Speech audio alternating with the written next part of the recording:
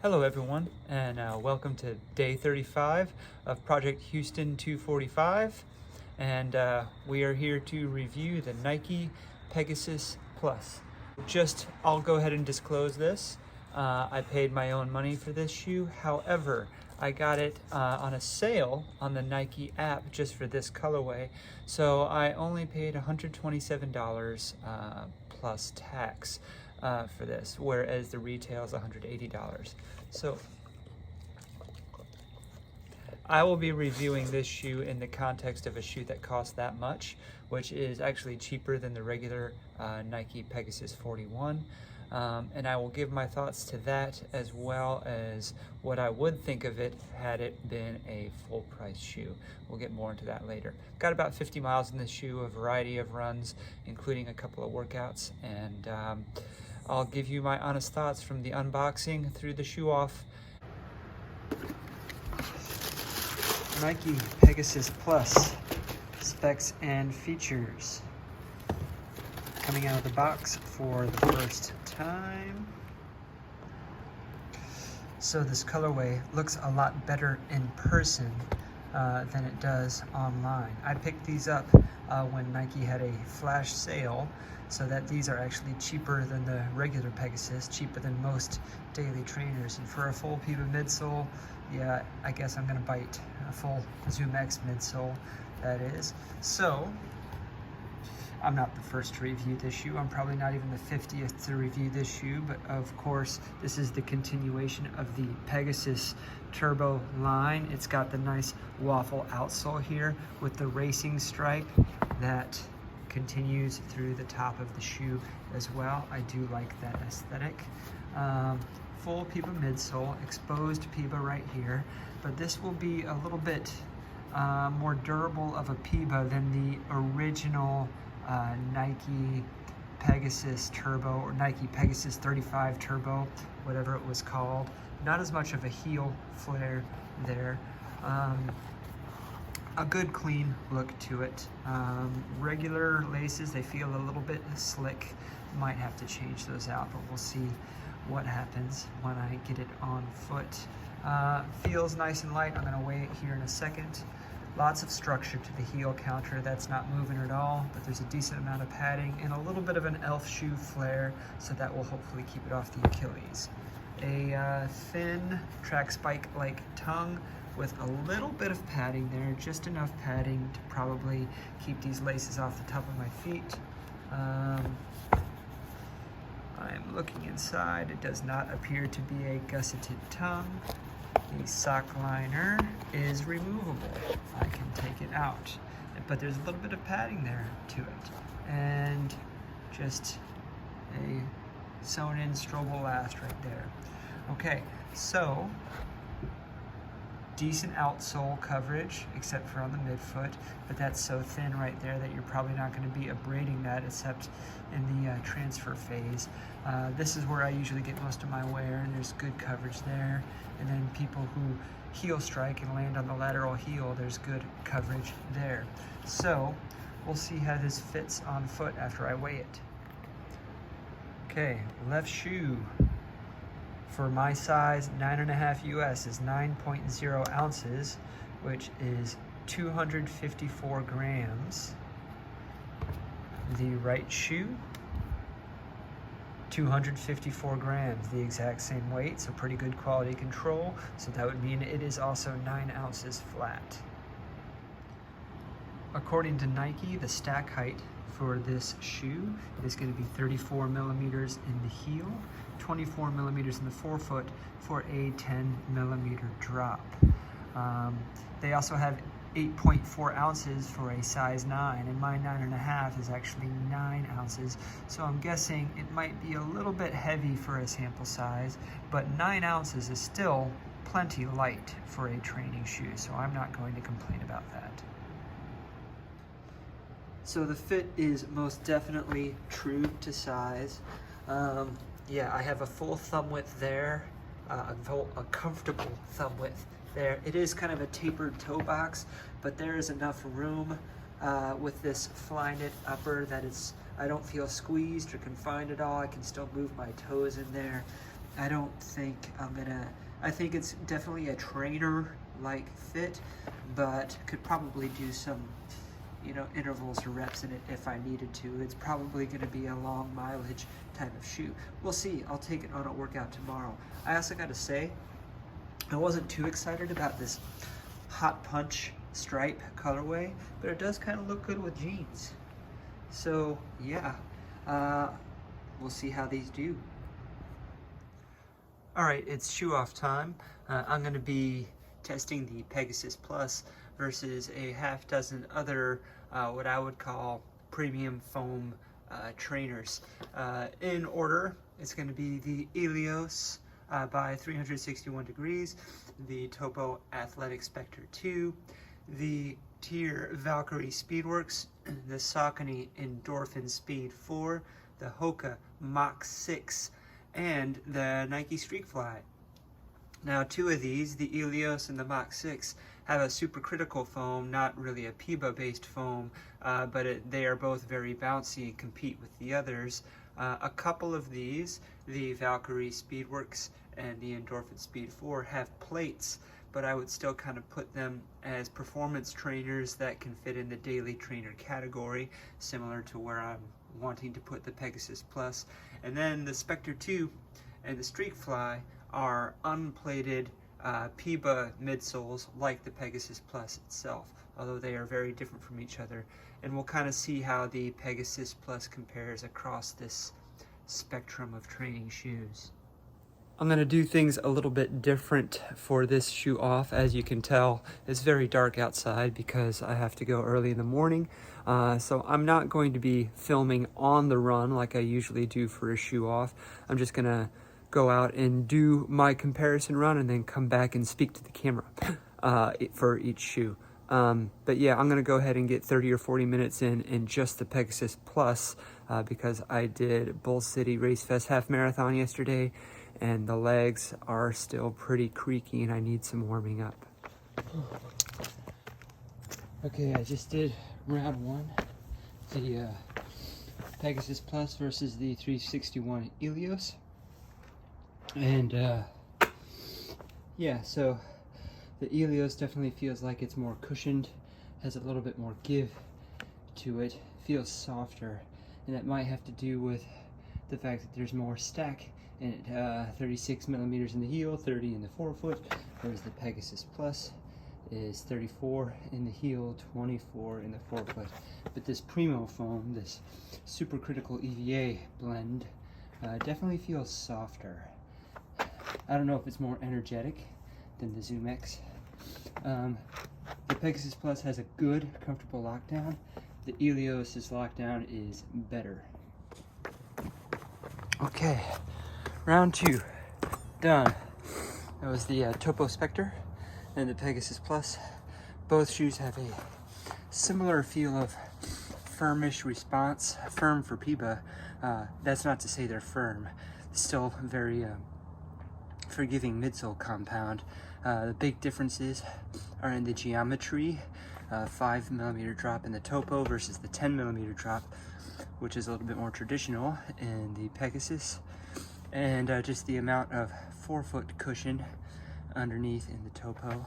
I will say that even though the Pegasus Plus is about an ounce or close to 30 grams heavier in my size than the Spectre 2, you don't really feel the weight difference on the run. The Pegasus Plus, I think, runs lighter than it feels. But yeah, if you're more of a rear foot striker and prefer a narrower fit, it's not narrow, it's just, you know, not foot shaped, then you might prefer the Pegasus Plus. But if you are more of a forefoot, midfoot striker, the Topo might be for you. Okay, round three. TYR Valkyrie Speedworks versus the Pegasus Plus. There's no question about it. This Valkyrie Speedworks is a workout shoe, and the Pegasus Plus is a daily trainer.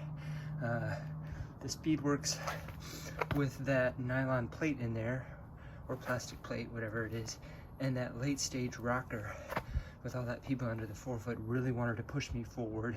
Felt like my right foot wanted to go faster than my left foot for that whole run. there. Nothing wrong with the daily trainer vibe of the Pegasus Plus, and it can still go fast, but this one encourages you to do so. Okay, round 4, Saucony Endorphin Speed 4 versus the Pegasus Plus. So the Endorphin Speed 4 just feels like more than the Pegasus Plus. It's actually less weight, but it does give a very daily trainery vibe, even though it's technically a workout shoe like the Valkyrie Speedworks. I feel like it could be used more as a daily trainer. Lots of crossover with the Pegasus Plus.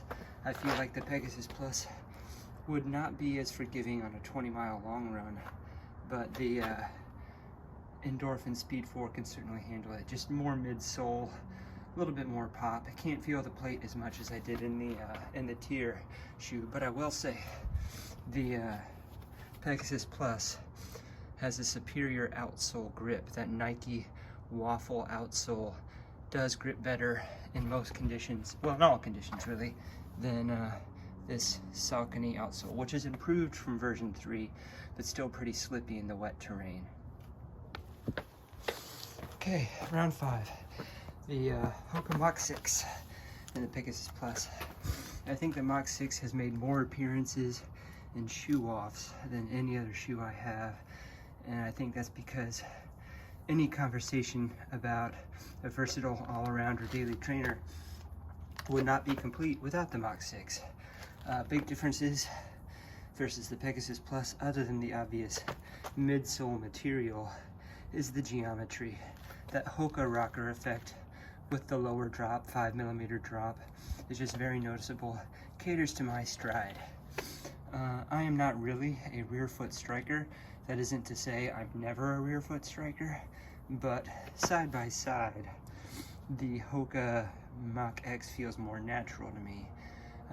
I think the Peba has a little bit more energy response into it if you're really running with power, but the supercritical EVA in the Mach 6 is just a little more inviting for everyday runs, even if I want to pick up the pace a little bit. And I didn't think I would say that, actually. Okay, final round complete, and that was the Nike StreakFly and the Pegasus Plus. There are some shoe tubers who have stated that they think the StreakFly was the continuation of the Pegasus Turbo line after the Turbo 2. I don't know if I agree with that. I can definitely tell the sentiment. It was billed as a 5K, 10K racer, but I know very few people used it for that. It was more of a workout shoe, or in some cases, just a trainer. It's so soft. I've been known to use it on recovery runs here and there, and it does feel a lot softer than the Pegasus Plus. However, it feels less stable as well. The Pegasus Plus is certainly more shoe, not in a overly heavy way. At least it doesn't feel heavy on foot, but it does feel a lot more stable than the StreakFly. If I were going to bang out some intervals, I'd still probably choose the StreakFly, or probably something a little bit firmer. But I could reach for the Pegasus for daily training, you know, on consecutive days, whereas I wouldn't want to do that in the StreakFly. So should you get a StreakFly on sale, or should you get a Pegasus Plus on sale? That's the big question. I guess it depends on what you need in your rotation. A workout shoe that you could do some daily training in, or a daily training shoe, which you might be able to do some workouts in. All right, it's shoe talk time, and we've got the Nike Pegasus Plus here. I've done several different kinds of runs in this shoe over the past 9 or 10 days. Just finished a hill workout in this shoe, actually, more of a VO2 max based 20 by 45 seconds on a steep hill. But I've done several base runs with this shoe, a couple of different workouts, which included some shorter, faster reps, as well as a little bit of marathon pace. Yeah, I think for what I got it for, the price I got it for, which before tax was about $127 US, then it's a pretty good value. I'll just come right out of the gate and say that $180, which is the full retail for this shoe, I think is a bit much. In this day and age, when you can get several different other kinds of shoes for similar prices or cheaper that all kind of fit this segment of the market, then I don't think I'd pay $180. Now, back when this shoe was around, this is the Nike Pegasus Turbo 2, and it was $180. I think a lot of people thought that this shoe was worth it. You can tell this shoe is 5 years old. You can still tell there's creasing in the PIBA that is permanent there. This shoe actually has a layer of React foam underneath the Zoom X, whereas the Pegasus Plus, it's a bit dirty, is all Zoom X. But this Zoom X I think is more durable, like I said when I took it out of the box. It's more of that rubberized Zoom X that you find in the Vaporfly 3 and the StreakFly, whereas in the first few generations they still had a softer, less resilient form of PIBA, which might have been nicer to run in but wouldn't last as long. This shoe has a much better outsole. Like I said here, this exposed Zoom X isn't really all that worse for wear. But yeah, I think with this shoe, and maybe it's the 10mm drop that I don't get along with as much, and I usually don't gripe about the drop of a shoe all that much. However, running side by side with things like the Hoka Mach 6 and the 361 degrees Eleos, which were more of in a 5 or 6mm drop, that just seemed to roll with my stride better. On hill repeats, I really did appreciate this shoe because having a little bit less under the forefoot, but still plenty, and all P-backs, allowed me to really pop off that forefoot a little bit more. And then when I was doing my recovery downhill, I could kind of set back on the rear foot of the shoe and rest a little bit. I think if you didn't like this color and we're looking at some of the colorways that were full priced, I still think in that price range, the Saucony Endorphin Speed 4, which is actually $10 less in the US, would be a better option. You can do more with it, there's just more shoe. If you don't want a plate, then you might consider something else. I think everything this shoe can do, the Hoka Mach 6 can do better for cheaper, unless you're getting the discounted price. I still think, you know, there was some magic in the first couple of versions of the shoe. I wish I still had my Pegasus 35 Turbo, which was the first version of the Pegasus Turbo. I think it was the best version altogether. Not a bad shoe. If you're gonna pay $127 for it and use it as a daily trainer, that's great. I think I would pick something else for long runs and something else for workouts, but I'm not upset I got this shoe. I just think it has less of a place in today's market than it did in 2018 and 2019. And I think for that amount of money, I would rather buy the Topo Specter 2 or a Hoka Mach 6, maybe even a New Balance Rebel V4. Although this shoe will probably last a while, and I'll still get some miles out of it, some 50-60 minute base runs, which is really kind of the bread and butter of marathon training.